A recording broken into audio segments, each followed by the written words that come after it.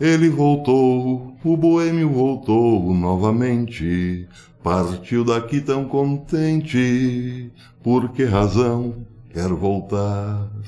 Alô, bom dia, você que está no canal Professor Belém nesta segunda-feira, 17 de outubro de 2022, sejam todos bem-vindos. O dia depois do debate.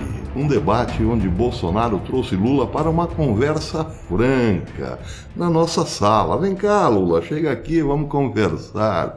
O debate foi significativo por esse aspecto.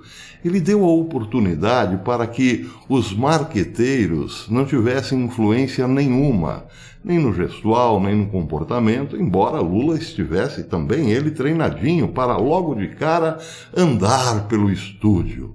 Mas andar é uma coisa, olhar nos olhos do presidente Bolsonaro é outra. E isso aconteceu num determinado momento do debate. Bolsonaro deu até um tapinha no ombro do Lula, como quem diz assim: ô companheiro, todo mundo nos conhece, deixa disso, o povo está sabendo. Não existe mais um brasileiro sequer, eu penso, que não saiba distinguir Lula de Bolsonaro. E foi exatamente isso que Bolsonaro trouxe para o centro do debate. A verdade. Vamos parar com essa lorota, todo mundo sabe o que aconteceu. Bem, mas é verdade, Bolsonaro começou um tanto quanto nervoso, justifica-se. Ele foi abalado por uma notícia falsa anteriormente ao debate, de que ele era pedófilo, e isso comprometeu, sim, o seu descanso pré-debate. Lula mesmo chegou a dizer que ele acordou à 1h para fazer uma live. E isso foi muito bem planejado. Jogaram uma bomba fake no ar para tirar a tranquilidade do presidente, que passou a semana inteira voando para lá e para cá. Teve dias que Bolsonaro fez um comício no Nordeste, depois estava em Minas, depois estava no Sul. Bolsonaro chegou com esse desgaste, sim, é compreensível, ele é humano, não é de ferro, né? Então estava cansado e também foi, sim, abalado por uma bomba estratégica, ainda que fake. E isso pode acontecer no próximo debate, parece que é o último debate, né, que o Lula participará. Parece que o debate é no Morro do Alemão, no Complexo do Alemão. Perdão, é na Rede Globo, desculpem. Parece que lá Lula, então, deixará para lá, para o Complexo, para a Rede Globo, o último debate. E pode ser, então, que essa estratégia volte a se repetir, joguem uma bomba fake para tirar o sono de Bolsonaro e ele venha um tanto quanto cansado. O cansaço foi visível porque Bolsonaro deixou passar inúmeras oportunidades para esmagar mosquito que incomodava. Figura de linguagem, estou apenas fazendo aqui comparações com o reino animal, ok?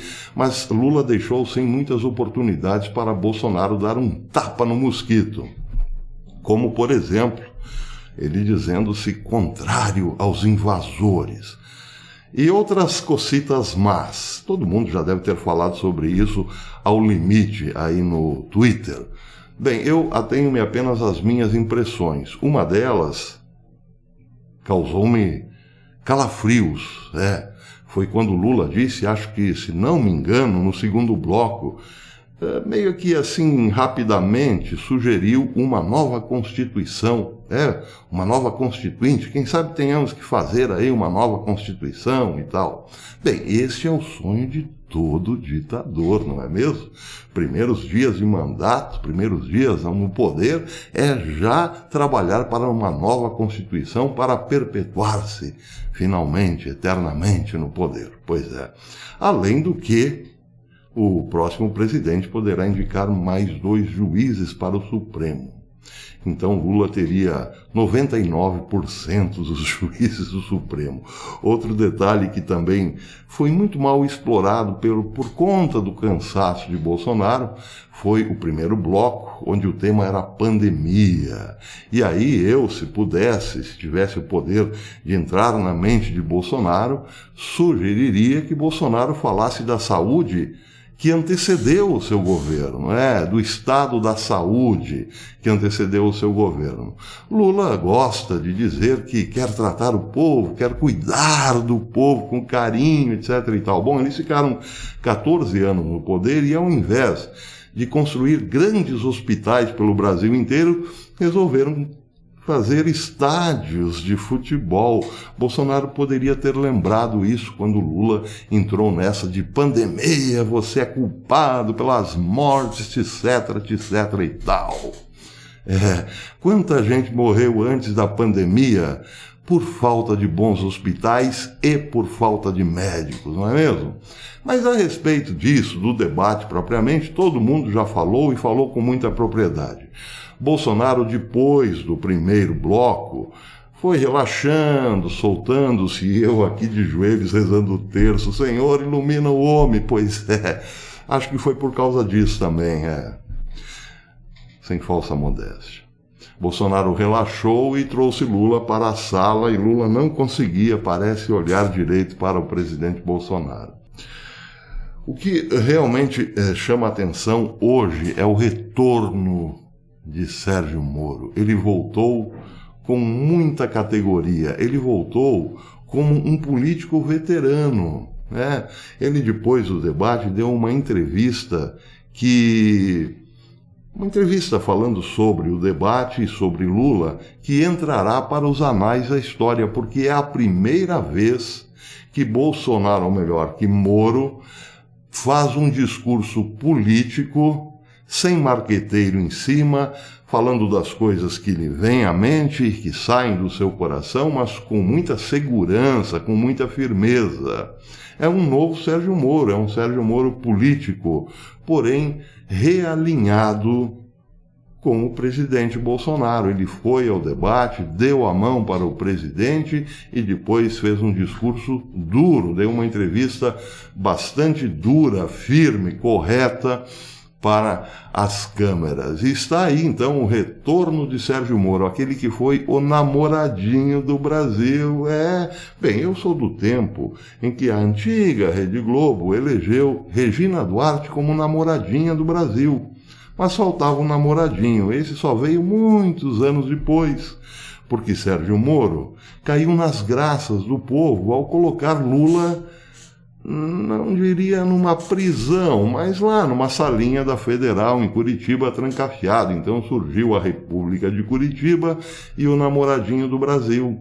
O Brasil, que era até então chamado País da Impunidade, tinha na figura de um juiz destemido o herói que todos queríamos ver atuando contra os tubarões da política, colocando o espeto, por assim dizer, na carne da corrupção.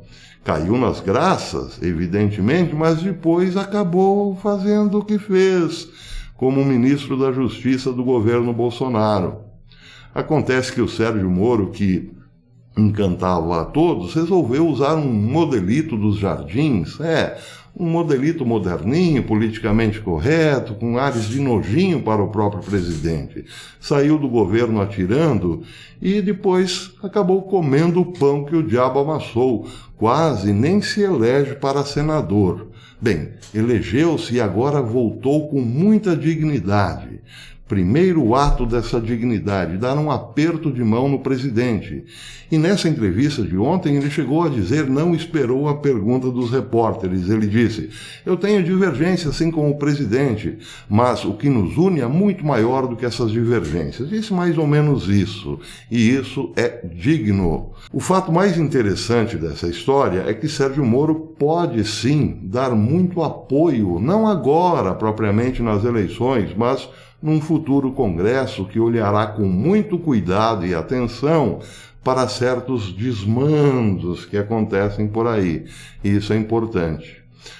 Moro soube tirar proveito do sofrimento. Ele viu que aquele terninho politicamente correto, aquele armaninho de nojinho contra Bolsonaro, só lhe trazia problemas. Então, por conta do sofrimento, por medo de ele mesmo acabar amanhã ou depois no Chilindró, amadureceu.